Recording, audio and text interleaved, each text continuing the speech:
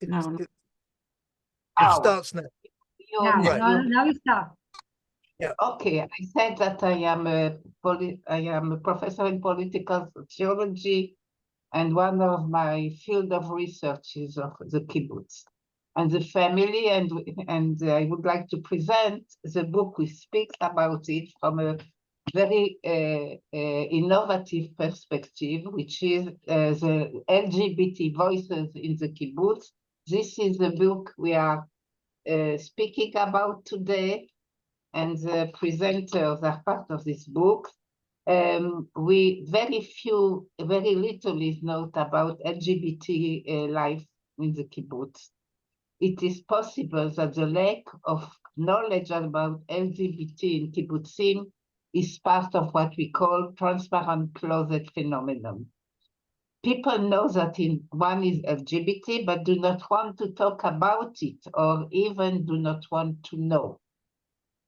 It means that the closet does exist, despite the fact that everyone knows that about one's LGBT identity, and everyone cooperates in active as if they do not know anything. Thus, in the public space, this collective pretending allows members of the community to accept and include LGBT members while keeping the information unspoken. In private spaces, the transparent closet creates an equally problematic situation in which LGBT individuals come out, but their parents and their acquaintances ignore them and hide this fact from the community, thus actually rejecting them. In light of the lack of research about LGBT life in the kibbutz, many questions arise. They seek not only to fill this research lacuna, but also strive to offer insight, perspective, and new ideas regarding the life of LGBT individuals who live or formerly live in the kibbutz. Therefore, in 2019, Dr. Amit Kamar and myself established a research group at Yad Benkin designed to shed light on these issues. The result is a book, as I have shown, published this month, which unfolds a wide and rich canvas and seeks to present extensive knowledge based on various research methods about LGBT individuals who have integrated their life as LGBT and as kibbutz members. As noted above, this book is the first of its kind.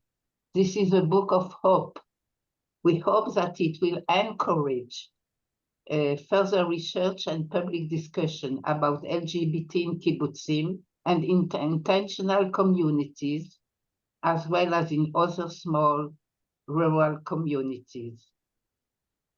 Secondly, after October 7, these books add to the hope of all of us for a better future, in the spirit of an Hebrew poet, Shaul Chernyshkovsky, considered one of the great Hebrew poets. And I shall keep faith in the future, so the dead be yet unseen. Surely it will come one nation, all live in blessed peace. I would now turn to Dotan Brom, who will speak about Giora Manor. Dotan Brom is a PhD candidate at the School of History, Tel Aviv University. He is working on his dissertation titled A Queer History of Haifa from the British Mandate to the 1990s. His master thesis, I Could Not Live a Double Life, the story of Giora Manor, 1926-2005, a homosexual in the kibbutz and the Israeli dance world, was submitted at the International Program in Israel Studies, Department of Israel Studies, University of Haifa. Dotan, please. Thank you, Sylvia. So just let me go ahead and share my presentation.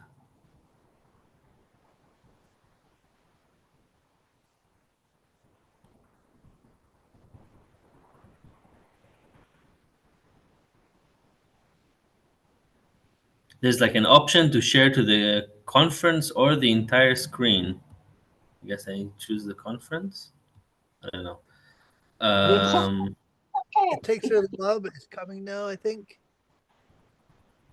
Is it sharing now? We're sharing, but you have to put something else on the screen because we're sharing the same screen. My, but you see now the presentation or no? You see I see your computer.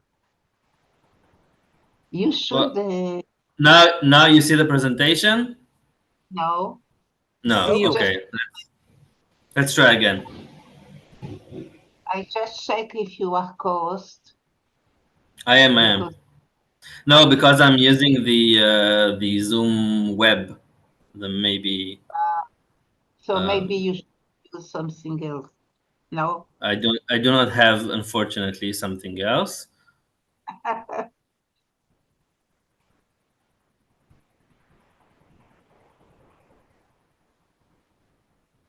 Okay, now you see our conversation.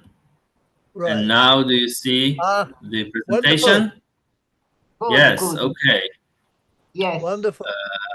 And just let me go and make it full screen. And now is it full screen? Looks good. Okay, Yes, but that's okay. yes. It's okay. It's Okay. clear. It's Very good. Okay. So, as Sylvia mentioned, I will be talking today about Giora Manor, who was the protagonist of my MA thesis. Yeah, here he is. This is Giora Manor. As you can see, he was born in 1926 in Prague. He was from pretty well-to-do Jewish, German-speaking Jewish family in Prague. In quite unfortunate circumstances, he made his immigration into mandatory Palestine when he was 13. This was just when the Nazi occupation of Czechoslovakia took place, and his uncle Gideon pretty much made used all of his cunning ways to get him to Poland and then here to mandatory Palestine, and he was able to get him into the kibbutz. And there he, unfortunately, all of his family was murdered in Theresienstadt. But he grew up in the kibbutz. Gideon and his wife Rachel were his adoptive parents, and he joined the one-of-a-kind experimental school that was just opened in Kibbutz Mishmar HaEmek. Now it is called Shomria, but then it was called the Mossad Chinuchi, the educational establishment or institution. And I will delve in a sec more into the sexological knowledge of the Mossad. But first, let me say that when he finished his studies, he became a theater director and later on a dance critic in Al Mishmar, which was the Shomer HaTzair. This is the kibbutz movement that his kibbutz was part of. It was their newspaper, and later on, still he became a dance researcher, a very prominent dance researcher, and also he was a gay man that lived in the kibbutz. And what I'm aiming at today is trying to understand how did he live his life in an age of homophobia or at least unacceptance in the kibbutz and generally in the country, but still remaining a kibbutz member. How did the kibbutz treated him? How did he adapt to kibbutz life? And what were the dynamics between him and the kibbutz? So we shall start. So in an interview that he gave Hadaf HaYarok, this is like the internal newspaper of this kibbutz movement, in '96, so he was surrounding 70 years old, he said this sentence: "I prefer men.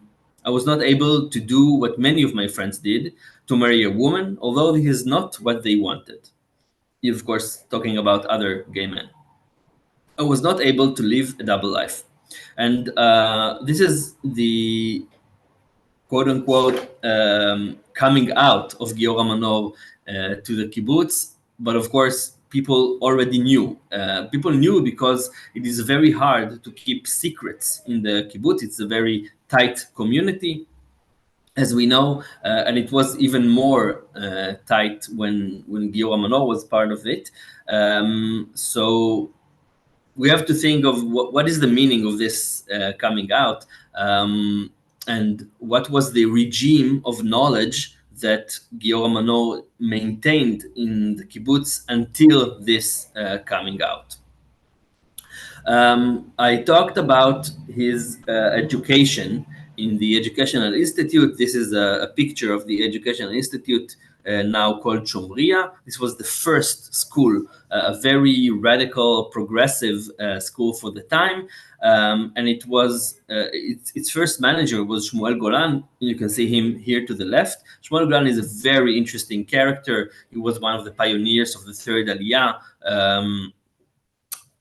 Originally from Galicia, but moving through Vienna, where he absorbed different modern ideas during the First World War, and in the beginning of the 1920s, he made his.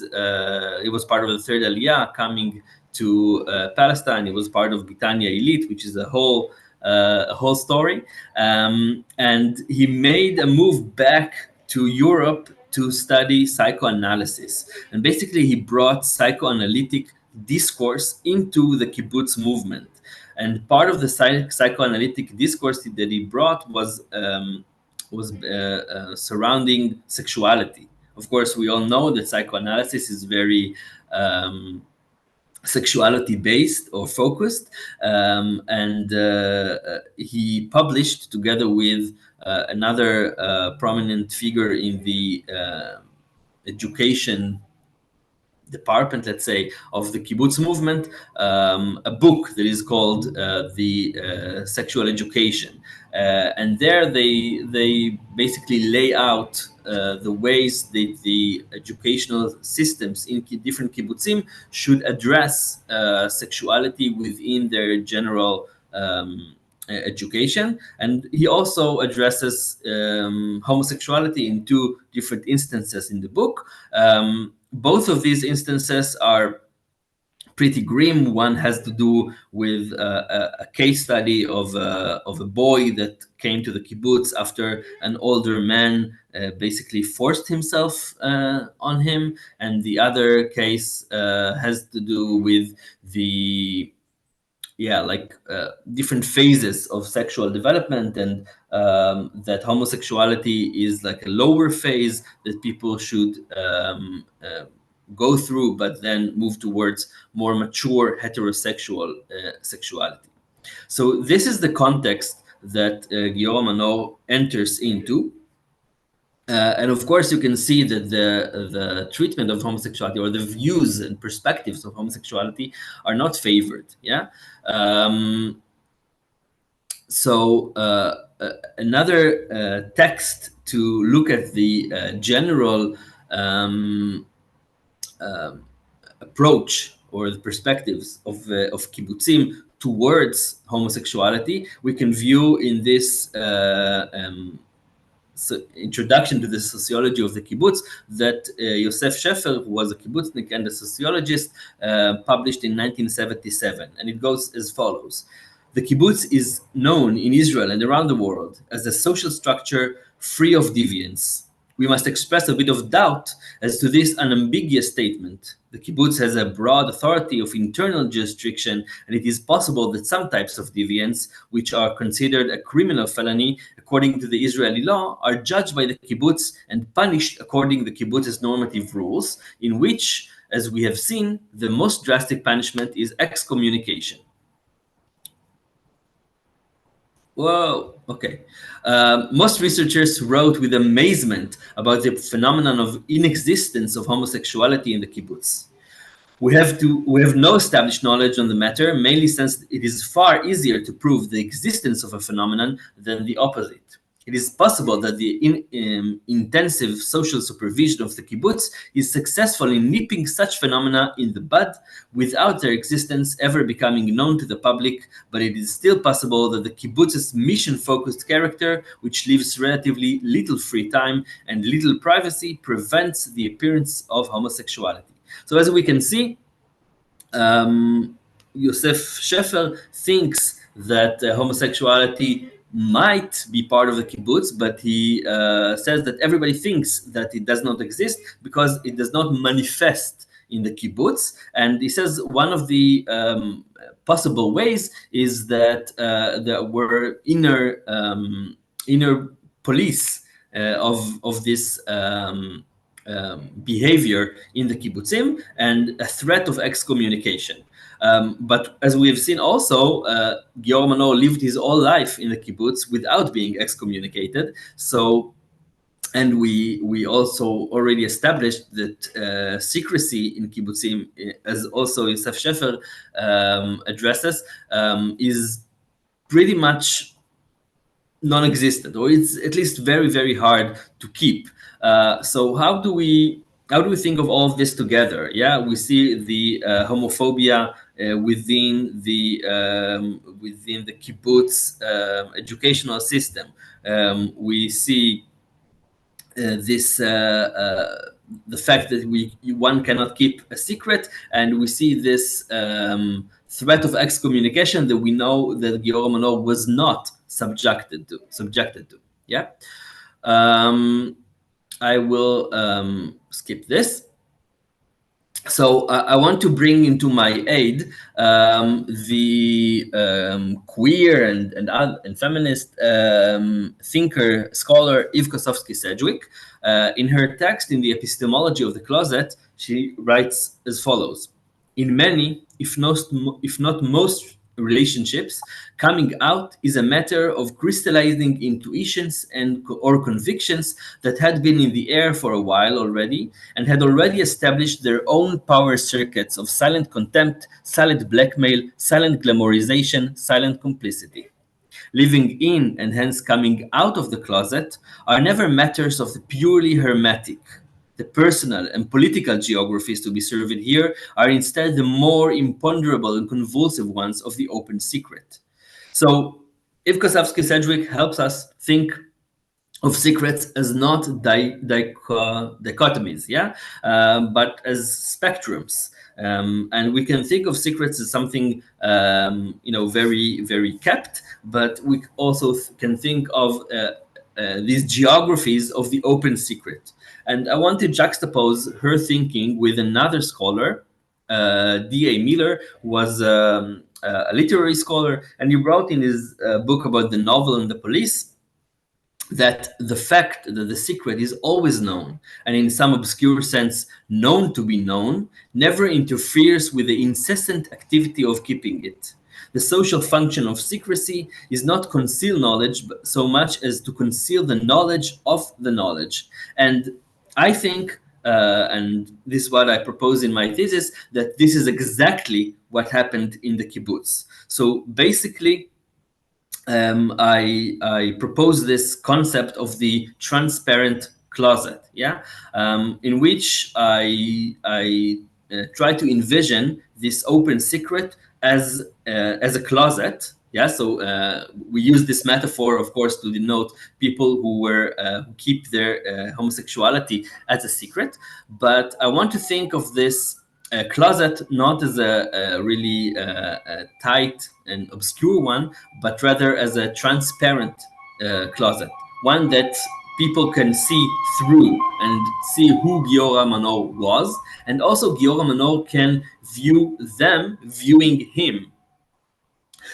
What I think that is keeping this structure from being basically open space, what makes it actually a closet, is the fact that there was a social theater in the kibbutz that is if we think of D.A. Miller, is basically this incessant activity of keeping the secret, yeah, and keeping the knowledge that the secret is known unknown.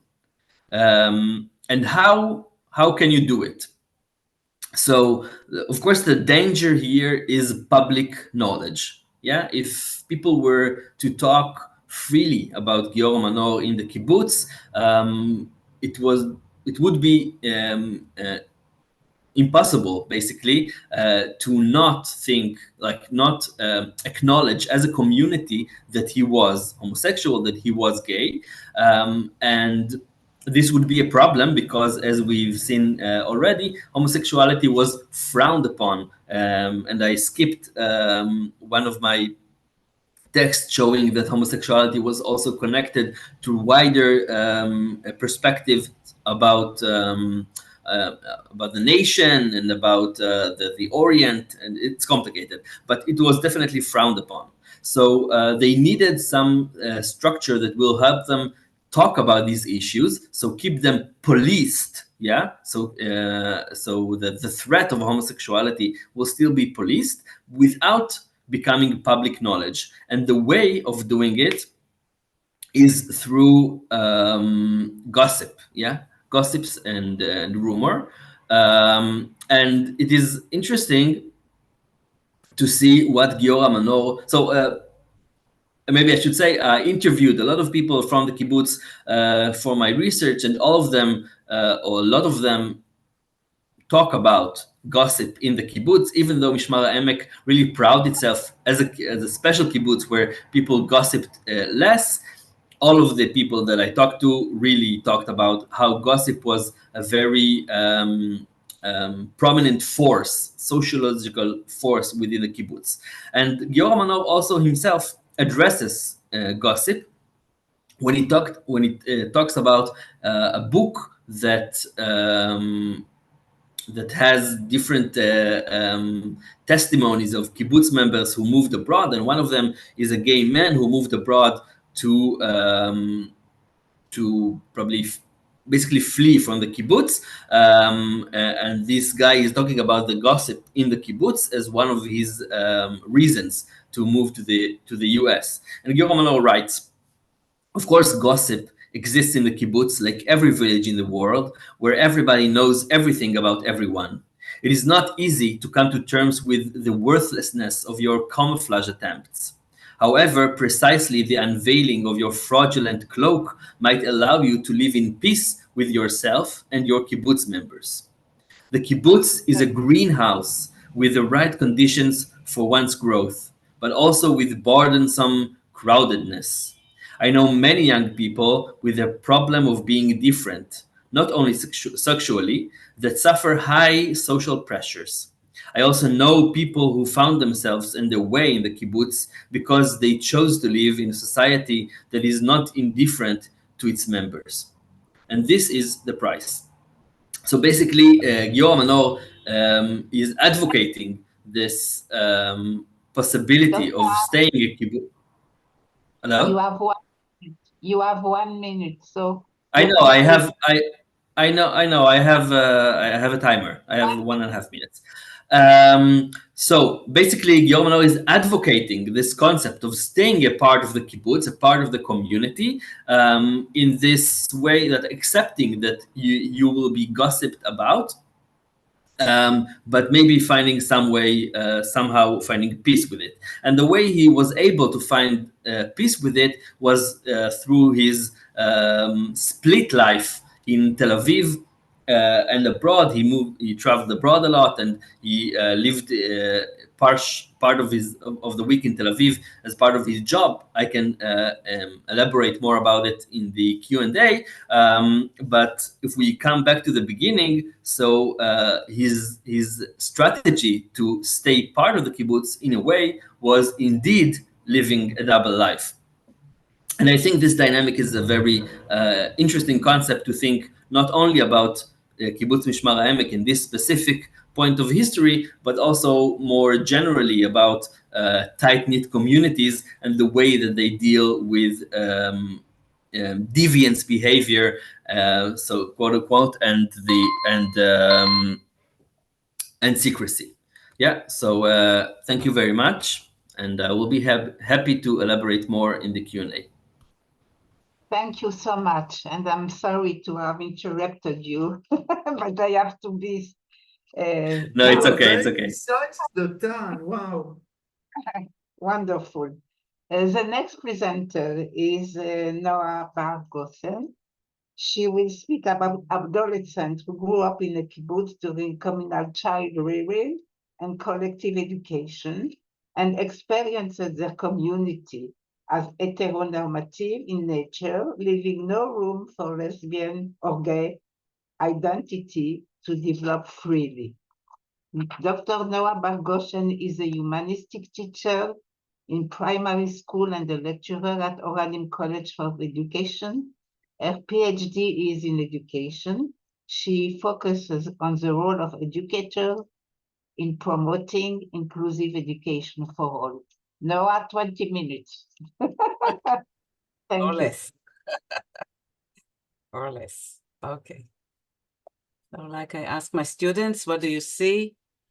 Okay, so We see now. do you see them? You see, right? Okay, so first of all, I would like again and again and again be grateful to thank you for the opportunity to be a part of the research group. It was really empowering 3 years, and I'm very grateful, and hopefully we'll have another chance to do that again. And you never know. I dedicated my research to my son, and I would like to dedicate this lecture, this presentation to my 3 soldier sons out there. May they all be returned in peace. So my research, why doesn't move? Wait a minute, I have a problem because my, it doesn't move. Maybe I don't know to help. No, maybe I should do. Okay. Now it should move, right? You can, maybe I can, no. Why it doesn't move? I cannot change the slides. Which is very strange. Maybe you try once more. Okay.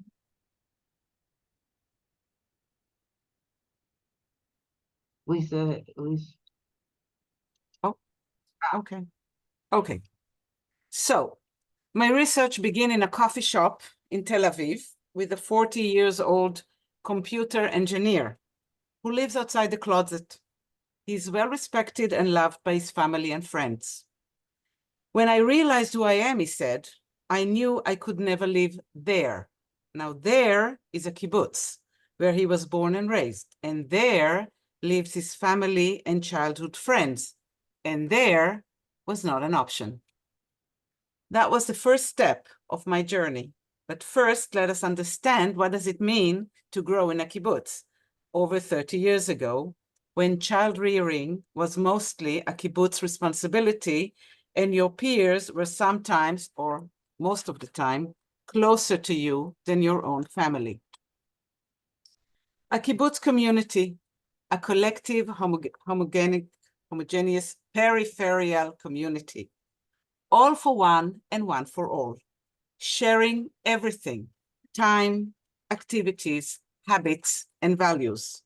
You are a part of something bigger, a group, a community which surpass your needs and your ambitions. You are bound to follow their path, their footsteps, their guidelines. Adolescents who grew up in a kibbutz during communal child rearing and collective education experienced their community as heteronormative in nature. So the question rises, what if you weren't heteronormative? What then? I interviewed several adults who lived outside the closet, and based on their input, I built a semi-structured interview guide. My aim was to answer the research question, how does collective kibbutz community affect the maturity process of lesbian or homosexual adolescents? I interviewed 10 women and 10 men, age range between 32 and 62. They all grew up in a collective communal community. All but one slept part of their adolescent years, if not all of their adolescent years, outside their parents' home with their peers. All men live currently outside the kibbutz in cities, or most women live in a kibbutz community. Data analysis revealed 3 stages in the dialogue between the kibbutz identity and the lesbian or homosexual identity. At the first stage, the dominance kibbutz identity leaves no room for the lesbian or homosexual identity to grow. The message is clear, and it goes without saying. Men do this, women do that. You are tracked to the right place, the right work, the proper activities to your gender. Since your peers are your most important related group, and you wish to blend in, you hide, you pretend, you play the game.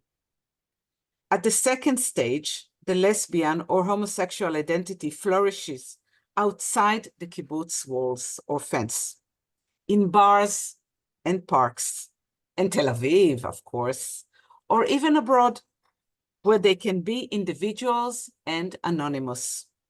Some of them made the first step in the army, the Israeli army, during the service as soldiers. After all, what goes in the army stays in the army and does not invade kibbutz gate and gossip. At the third stage, you achieve coexistence between the 2 identities on the continuum between living as a declared lesbian or homosexual individual in the kibbutz, a choice that was made primarily by the women, and living as a lesbian homosexual identity individual outside the kibbutz, a choice that was made by all men. The main feeling, the main thing they expressed was loneliness. We were alone in our struggle and self-search. Things happened and you need to figure them out all by yourself because they don't understand. So what did they need? What did they aspire for in the long years of adolescence? Not only they needed to fill the gap between the common heteronormative identity and their lesbian or homosexual identity, they also needed to fill the gap between their individual persona as a lesbian or a homosexual and the kibbutz perception, which seemed to have no acknowledgement of such a possibility. We needed to reach the mainstream that was normative and appreciated. We all knew what a suitable model was. We all knew what was the meaning of each grain of salt in the salt shaker. We needed to know that it was an acceptable option. Our world will not be ruined or disappear if we go out of the closet. Visible makes it possible. If all the books we read, the fairy tales we heard, the movies we saw, and the couples we observed were heteronormative, how could we imagine there was an alternative? If during sex education classes this option was not on the table, then I didn't need people to tell me it's not possible. It's a fact. It's not out there. What I needed was to see someone who lives in a kibbutz, and I look at her and say, wow, she's okay. Everything is okay. Perhaps she's even nice. I needed a role model. It could have changed my life. Adult support. All teenagers need adult support. Perhaps this is why they rebel so strongly. But those who are at the margin of society, who feel they are not a part of the group need it the most. Most interviewees speak about life without adult support. The parents were not a part of their lives. They were distant, sometimes literally in a different place. And there was no one out there to say it's okay. If only the teacher would speak about it. I needed one person that will tell me at the beginning that it is okay. An educator who will show me another possibility. We all need grace. We all need to be noticed and accepted for who we are. We fail those who felt outsiders throughout their adolescence years. We should do our utmost that current adolescents in the kibbutz, in the periphery, in the city, or in the center will feel that their identity is valid, that their identity is an option. Thank you for attentiveness. Questions and comments are appreciated. Thank you. Thank you. I think we will have questions at the end. And I now turn to Ilana, Dr. Ilana Mizrahi-Naor will speak about older lesbian kibbutz mother. Her presentation focuses on narrative of 13 lesbian women aged 60-77 who were either kibbutz members in the past or are kibbutz members in the present. Dr. Ilana Mizrahi-Naor is an anthropologist of aging. Her main research are identities in old age, the third age and the fourth age, technology in old age, lesbian age 60 plus that are or were members of the kibbutz, and Holocaust survivors in the kibbutz. Her research includes qualitative methods such as narrative research and participant observation.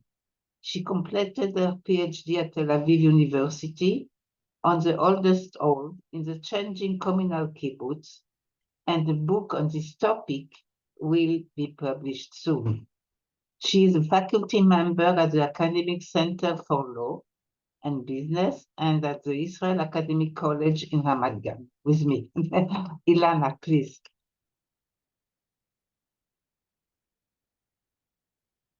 Ilana? Ilana. Where are you? Okay, here I am.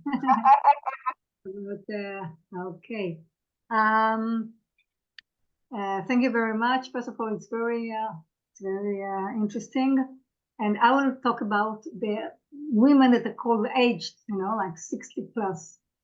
And it's funny to see similarities between the youth and the oldest, those old elderly people.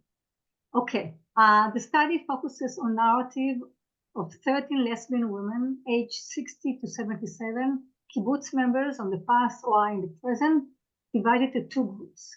The first group is 8 women who came out as lesbian at a young age, around 20 to 30, and then became mothers.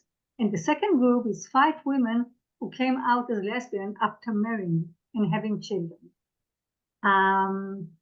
The study follows the stages of the coming out journey within both groups in the kibbutz context and their maternal identity.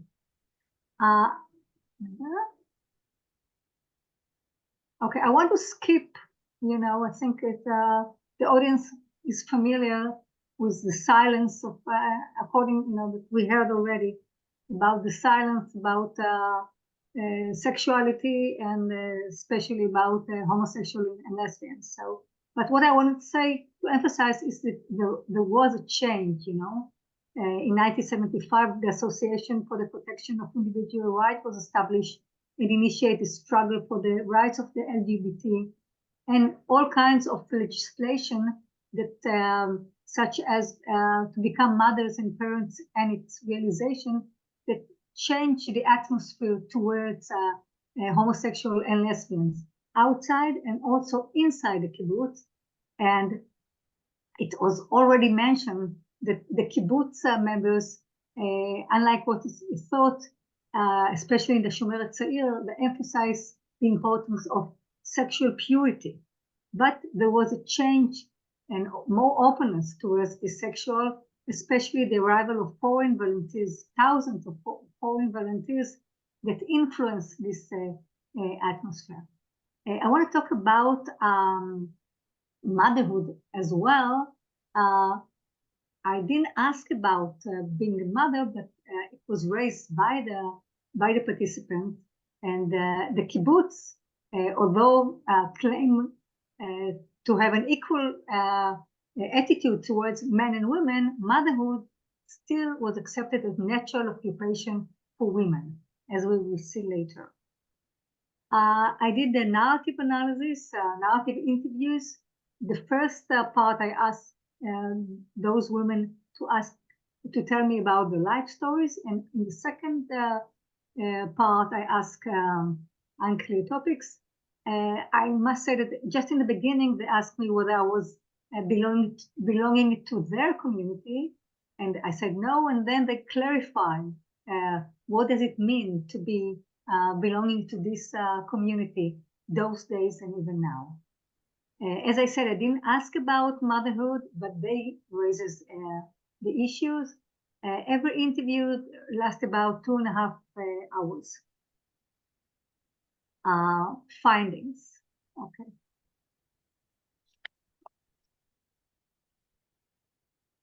Daphne said, at age, findings falling in love in the teens.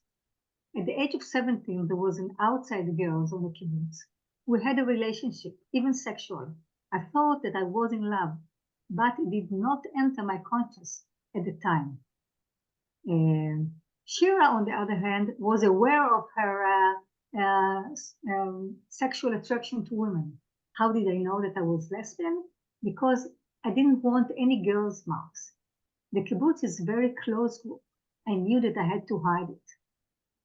And some women saw the kibbutz as an open place, very where kids could play around, but some refer to this the fact that kids were not sleeping with their parents as something which was connected to their sexual orientation. As Heli said, the damage the kibbutz does to children is huge. The lack of mother is critical.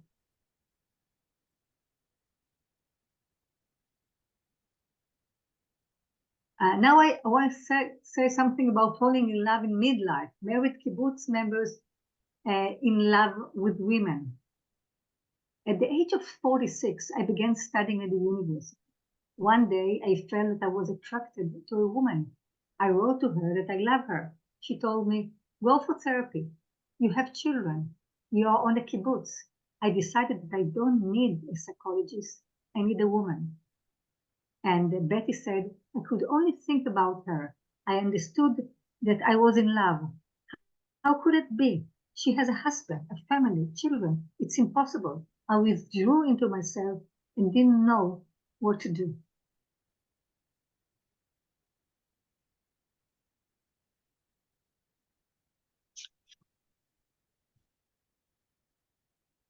The woman displayed emotion, even relating with love story that had filled their heart with joy, but also with confusion. However, they felt that they were in the right direction. The recognition that life is short and the need to realize the full potential before it was too late allowed them to embark on a journey to an unknown, which involved dissolving their family in its current form, coming out to the children, and usually living in a kibbutz at the advanced age with no financial support.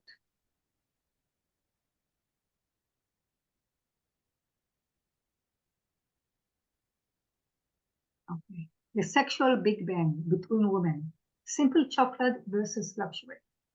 For women at a young or old age, a slight but exciting touch or particularly passionate sexual experience on the kibbutz in the army, or during one study far away from social pressure in the kibbutz, confirmed their lesbian orientation.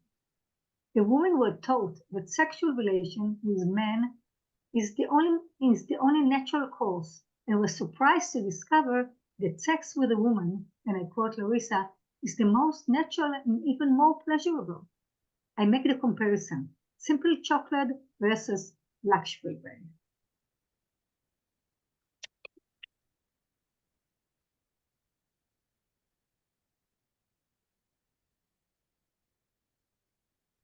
Okay, the process of clarifying the lesbian identity. This process involves several strategies. The first one is therapy. Therapy was perceived as a suitable way of clarifying the sense of confusion concerning their identity, particularly when there were no one to consult with in their closed environment. For the first time in her life, Betty, who was a mother to 3 children, found the courage to came out to the nurse in the kibbutz, who was not a kibbutz member. Don't tell anyone, she told her. It's our secret. And she asked for therapy, and she said, I want to help me climb out of this abyss I was in, to build the identity that had been erased. Another one, Shira, tried to change her feeling through self-conversion treatments. And she said, if I would learn to love a man, my life would be easier. She even forced herself to have sex with a man, causing herself physical harm and mental anguish. At the end of the process, she understood that she could not fight her orientation. And encounters at feminist organization, women met took place in feminist organization in Haifa and Tel Aviv, of which they heard via word of mouth. That is where the first encounter a safe space with women, and felt that it was legitimate to be who they are. As Hallie said, it meant understanding that there is an entire world of women who live with women. They allow me to feel that I can be who I am.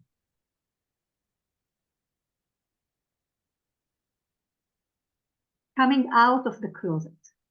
Coming out of the family initially was described by most of the women as dramatic event accompanied by concerned family responses. In case of the married kibbutz members, coming out as lesbian affected not only themselves, but also their family, husband, and children, some of whom were adolescents and busy consolidating their own sexual identity. The women took extra precautions as they were concerned of becoming a target of ridicule by the closed environment.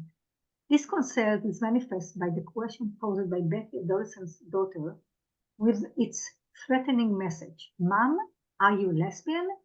If you are, I'll turn you out of the house. I was in a state of tension. Larissa had another experience. Her kids really accepted her, and even her mother said, it's good that you're living. You've already given me children. Now do whatever you like.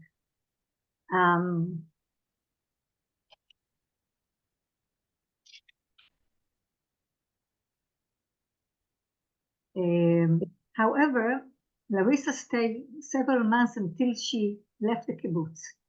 And she felt very isolated by the kibbutz members who were empathic towards this amazing man, her husband, who helps everyone, who was a social worker, who was abandoned by his gay wife.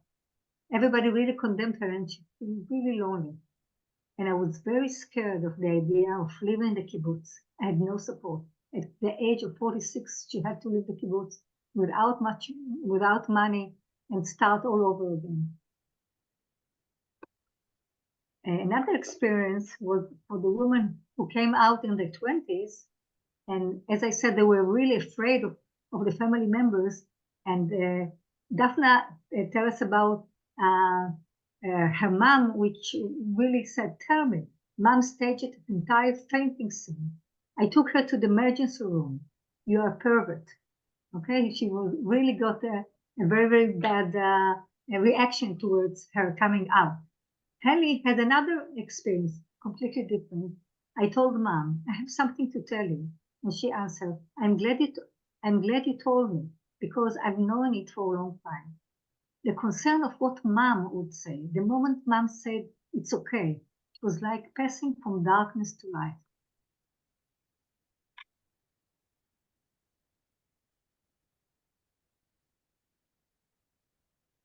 Okay, now we talk about the maternal identity. As I said, I didn't ask the women to tell me about this, but they spoke about this motherhood.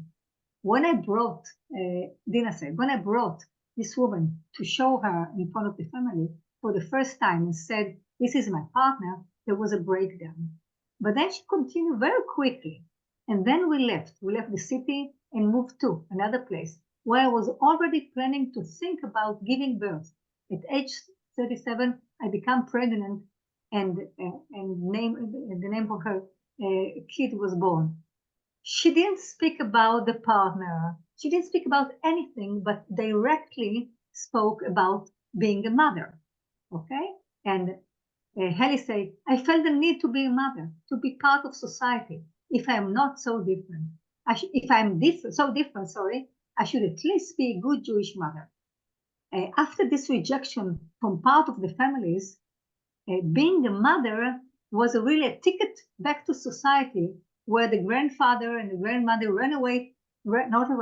ran towards and taking care of their grandchildren. And Sima said, today, I feel that I'm very brave and pioneering woman. Today I understand how significant it was. I gave birth on the one hand, and I was also at the delivery of my second daughter. I should say that being a mother is not a big issue, other countries in Europe, but in Israel, as being a very family society, very communal society, being a mother is very important among heterosexual, but also among lesbian women.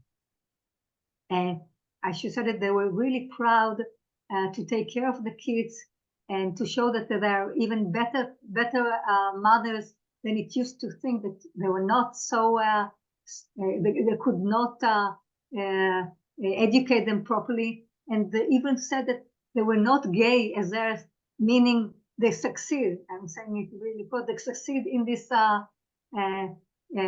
brought up that are not homosexual.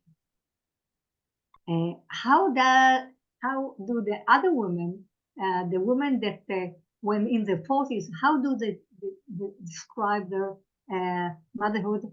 So they didn't really mention it so much because it was very obvious, to be a mother if you are heterosexual.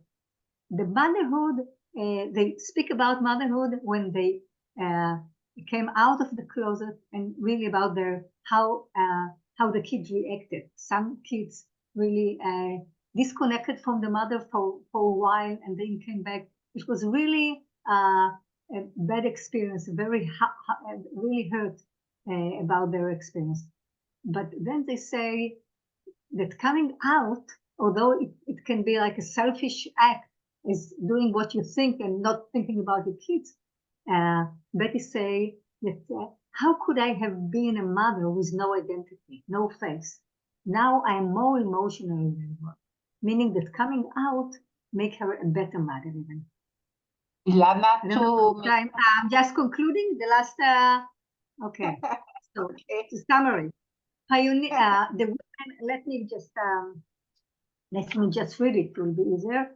The research finding indicated that these women were pioneers in the choice to declare the lesbian identity at the time when this identity was not considered legitimate.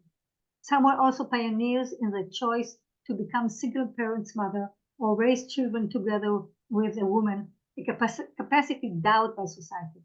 The act of revealing their sexual identity was usually undertaken outside the kibbutz span.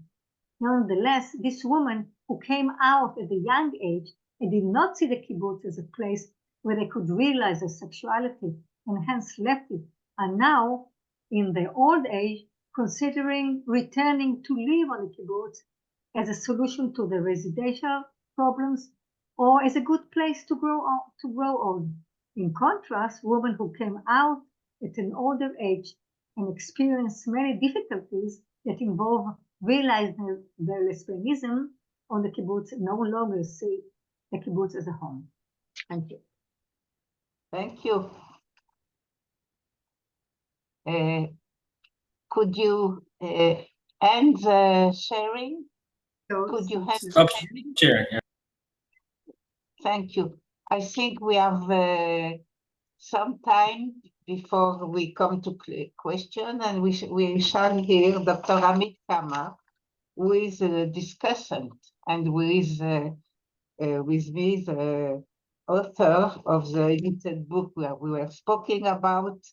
Dr. Amit Kama is a senior lecturer at the Department of Communication, Emek Israel College in Israel. He is the chairman of the Israeli Communication Association, chairman of the Gender and Sexuality Committee of the Academy of the Hebrew Language, and co-chairman of the Research Forum of LGBT in the Kibbutz movement. He has published some 40 scholarly papers and books, and 6 books. Amit, please.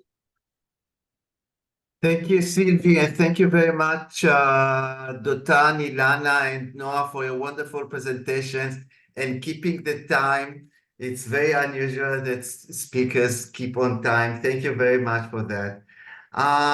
40 years ago, I was planning to join a kibbutz when my military service would be over. David, my boyfriend at the time, asked me point blank how I would integrate into a kibbutz as a gay man. At that moment, it dawned on me that my dream cannot and would not be fulfilled. LGBT identity and lifestyle have been, for the majority of the century-long kibbutz history, quite incompatible with the basic tenets of its ideology and quotidian, personal, and collective life. Joining a kibbutz as an adult LGBT was understandably unfeasible and thus rare. Those LGBT who were born in a kibbutz or joined it as children faced a long, arduous, and often painful psychological and social struggle. They had to carefully manipulate the stigmatized identity and pay close attention in order to balance their position within the kibbutz close-knit fabric. They lived in a strictly heteronormative and at times homophobic atmosphere. The 3 lectures we just heard reflect these obstacles and hardships. Yet, as we just saw, there were surely some exceptional men and women who successfully managed to lead a full lives as gay men and lesbian, as well as kibbutz members. Okay. However, the book that Sylvie and I edited and published 1 week ago includes these 3 studies that we just heard and some other studies that shed light on the circumstances of the recent past and today. The overarching theme that can be deduced from the current studies reveals a rather momentous change in the lives of contemporary LGBT in the kibbutz. They no longer need to face an unfriendly frown by other kibbutz members or fear alienation or exclusion. On the contrary, nowadays, many LGBT kibbutzniks feel at ease and welcome.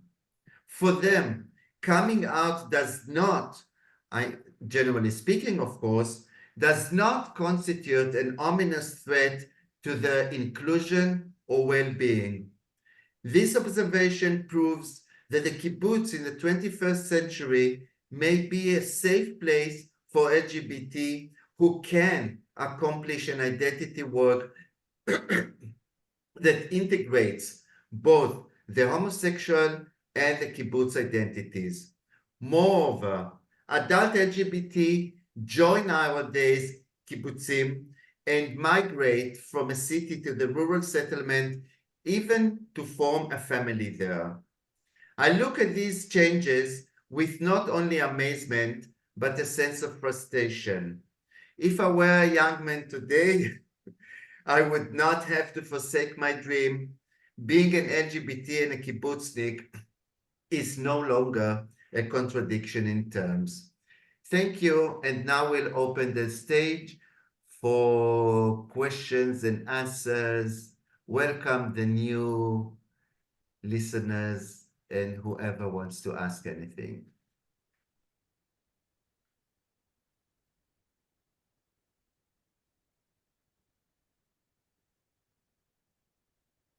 I don't want to ask, I only want to point to the fact that in 3 years ago or 4 years ago,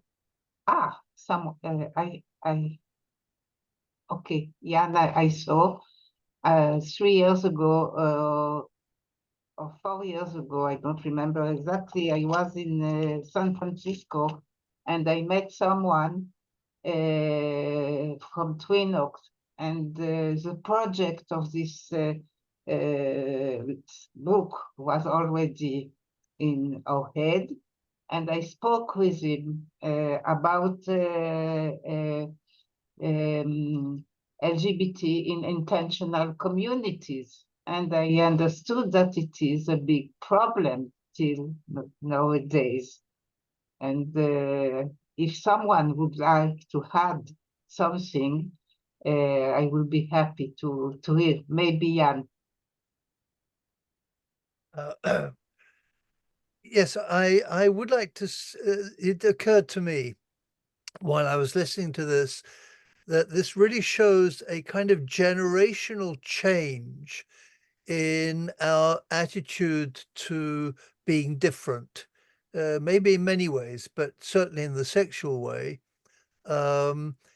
Now, I grew up in the 70s, 60s and 70s, and I would imagine that nearly all the communities that were founded since then would not have this kind of history.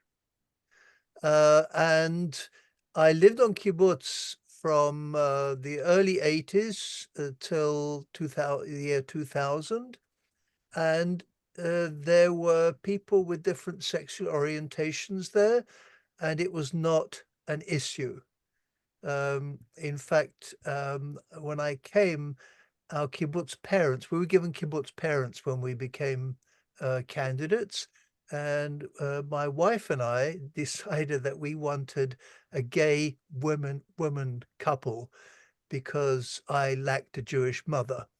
And we are still really great friends with them, and it was never an issue.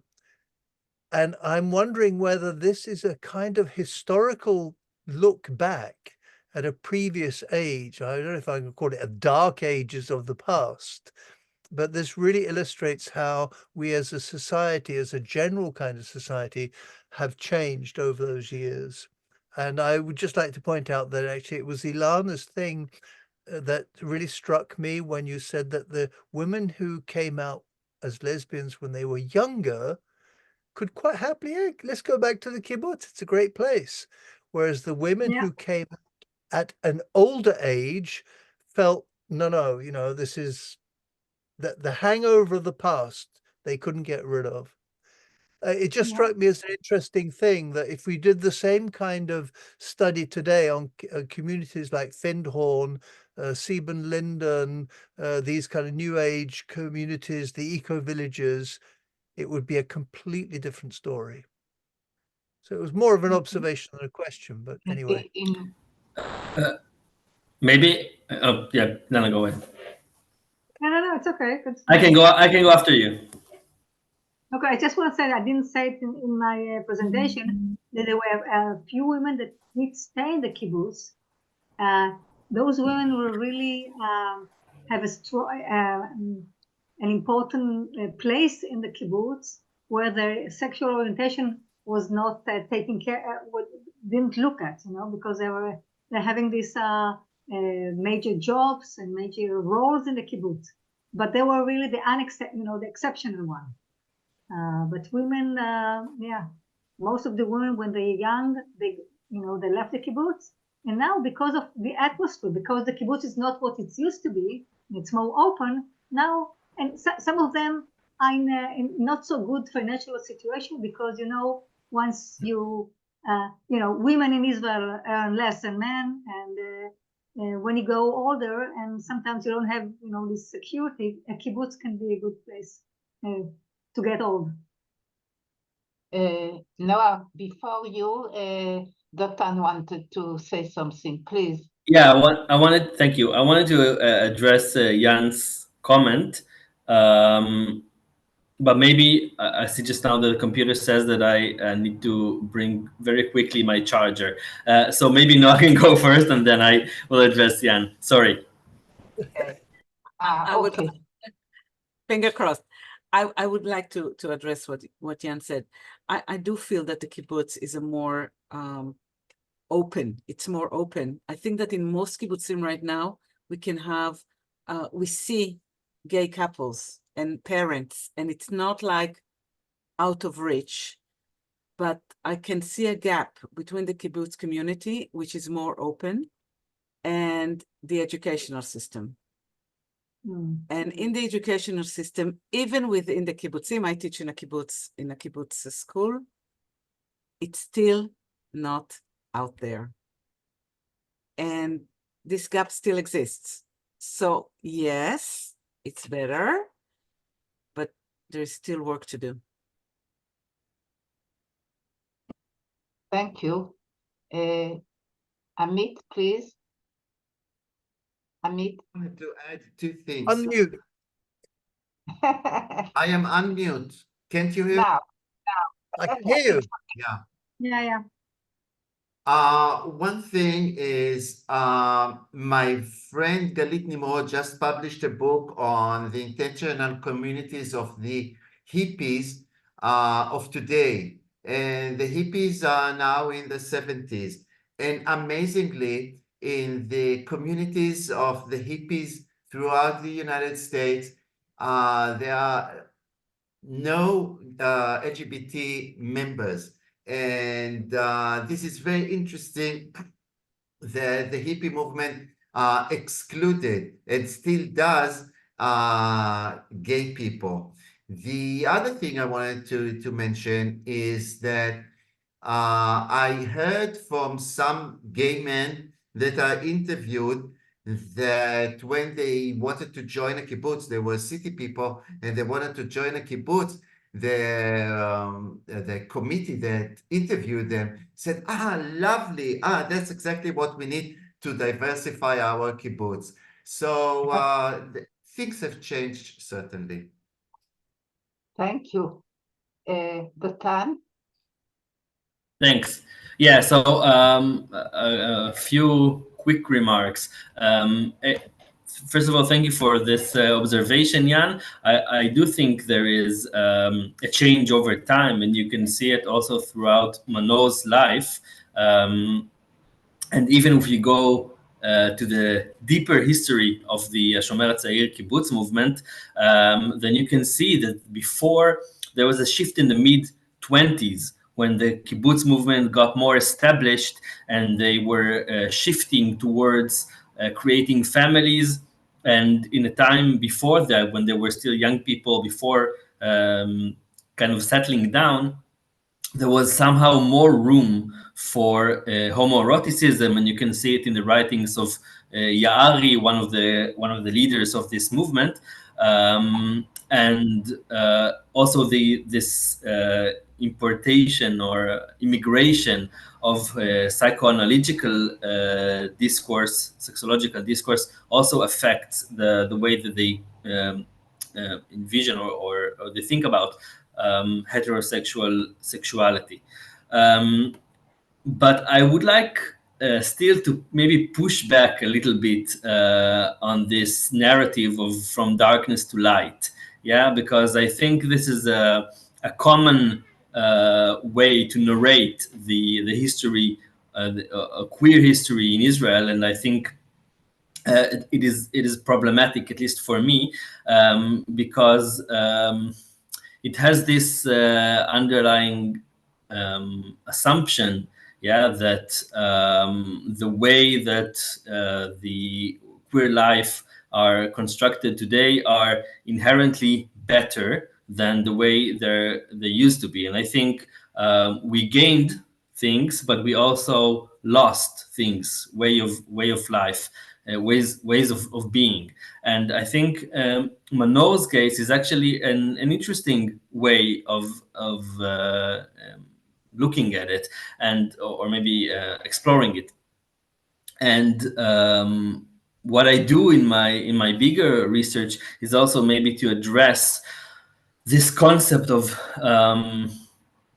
how the kibbutz actually, in a way, maybe today we would think about it as homophobic, but this point in time for them and for him, was a way of containing his sexuality. So I think it's interesting, maybe trying to think of it through this lens. And maybe one last quick remark about what Amit said. I think when we look at hippie history and homosexuality, it is important to also remember that the split was very early on in the 70s when the gays created the radical fairies as the queer hippie version. And radical fairies communities existed from the 1970s onwards, and they do still exist today. And maybe it's when thinking about hippie communities and the way that they include or not or exclude queer lives, it's interesting to think of this split, and how do we think of radical fairy communities as part of the hippie movement today. Sorry for taking so much time. No, thank you. I just want to add that the hippie movement regarding women wasn't terrible, if I can say, because returning to nature and to love and so on was making women back to their natural function. So I think there is some connection between all what we have said, and for me it's very important because I came to this topic, of course, from feminist perspective, and for me it is linked. Any more question or comment? No. If not, I want to thank you for your wonderful presentations and very interesting comment, and we shall see, I hope, in the next sessions. Thank you so much. Thank you so much, Sylvie, and Amit, for convening the whole thing and creating the book. So a huge thank to you. With Amit and with all of you. Thank you. Bye. Bye-bye. Thank you. Thank you, Bye, everybody. everyone. I'm going to stop recording. Ah.